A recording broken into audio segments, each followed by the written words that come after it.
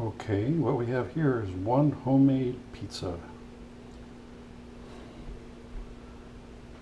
Took about an hour to put together. I made the dough last night, let it sit overnight in the refrigerator.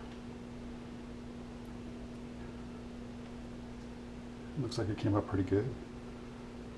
We got some pepperoni, some mozzarella cheese, a little bit of yellow cheese, but that's it.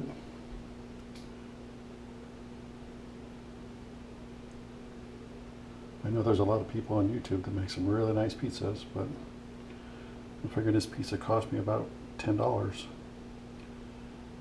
Because some places nowadays, good pizza is going to cost you $30 for a medium. But that's it. One homemade San Francisco pizza.